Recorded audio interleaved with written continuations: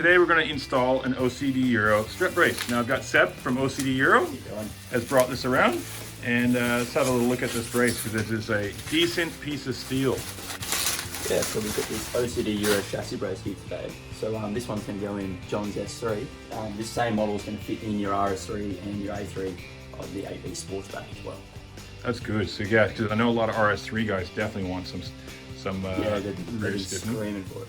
So this will fit on both. So we're going to go through the installation process. That's the brace there. It is made of steel. Yep, so we've got galvanized G250 steel, 10mm fold in the back. It's 3mm the whole way across, and John just did the weight here, 3.9 with all the height. And stiffness, like I just bending it in the package, it doesn't move. Yeah, no, you're on its own. Gonna struggle. I mean, you can't even really show any sort of movement in it. Try and bend it in your hands. We did have an aluminium one a while back that was too flexible, so we switched to steel, and it's just much better price. What's the hardware like that comes with this? Yeah, so we use all stainless steel hardware. All your nutserts are all included in the packaging.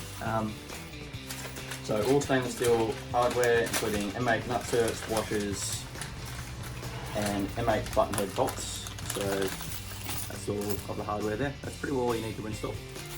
Check the weight of the OCDEURO brace. It's got the hardware in there, just straight out of the packaging.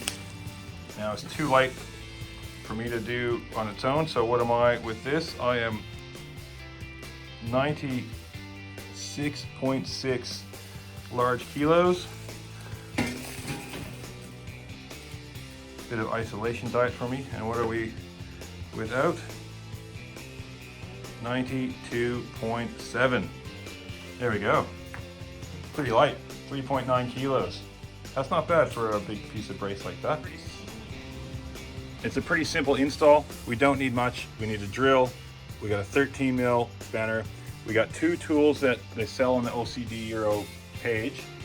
You've got a nutsert tool and a step drill bit, a 6mm Allen key, and then a razor blade of any kind. That's all you need, pretty simple. Alright, so the first step with any of these installs is to just test fit what you're doing before you start cutting and drilling. So we're just going to get it into place where we're happy with it.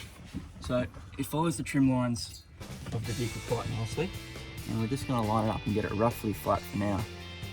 What we are going to do is grab like a piece of twine or a piece of string and line it up against some actual body trims, maybe these loops or some of the trim.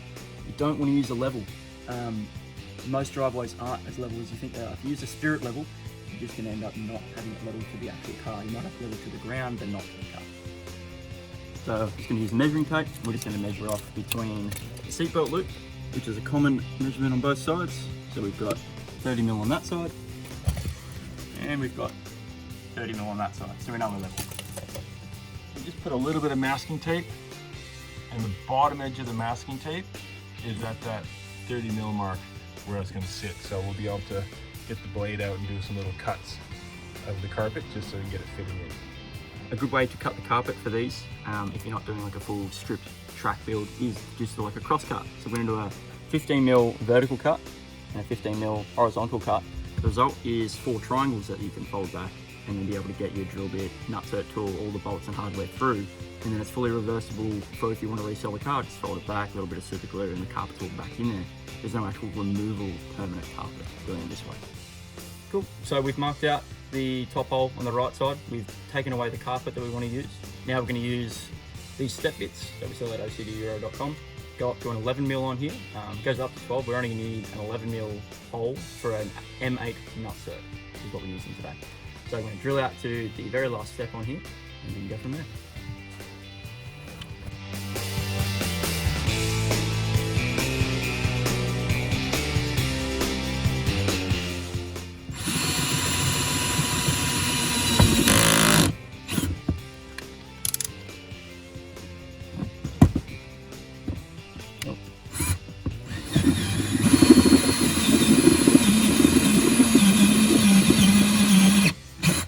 This is where you want to take it slow. So as you get through the first hole, every other step after that comes quicker.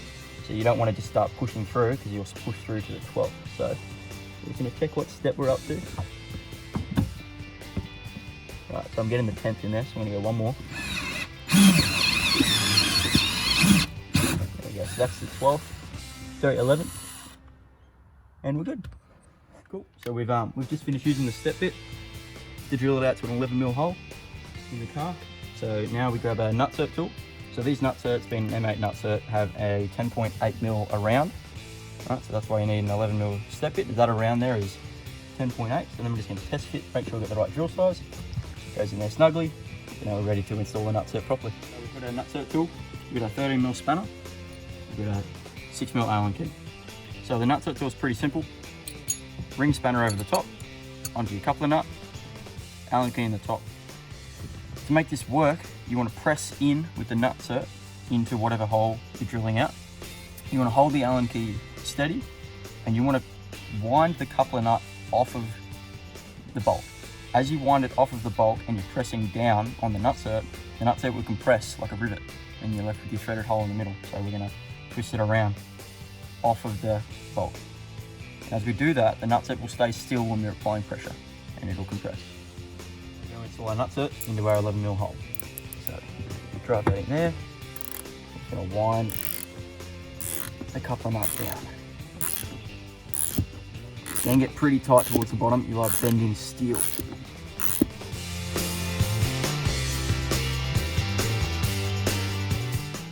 Important to note, you do want that nut sitting flush in there. You don't want any carpet or anything behind it. You want it nice and flush. And just crank it in. I think we're pretty close.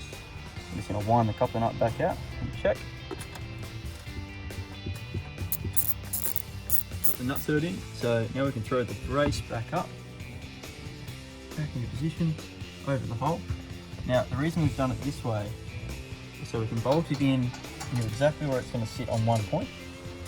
And once it's bolted in, then we can mark out the other holes. So we just grab our Allen key, once this is in here, and tighten it up.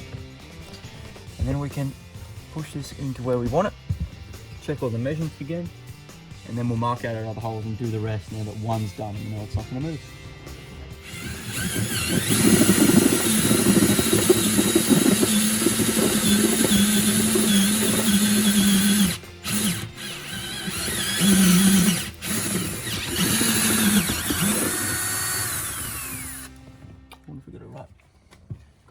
So now we've done both the top nutserts. So what we can do now is, knowing that they're going to be bolted in and perfectly level, we can then mark out the bottom, knowing that our drill bits haven't wandered because we drilled everything before we started bolting in and checking. So we're going to go, it's going to put a little mark in the bottom before we remove the brace.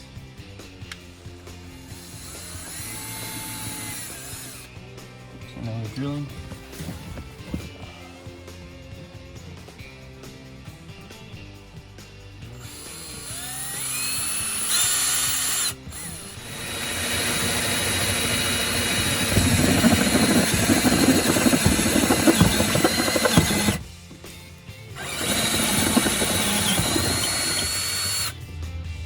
So we've taken off the little plastic bits that hold these pieces here. It's two 10mm nuts. There's one there and one on the front sits on there. And that lets us pull this piece of trim back. And pulling this trim back, we get a lot more access.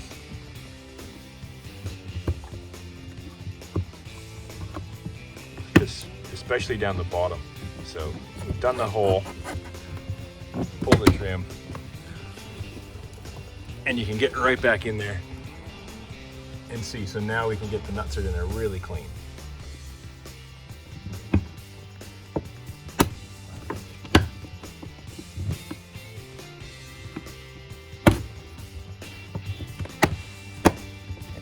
Cool. Check those pieces back on. Yep, like that.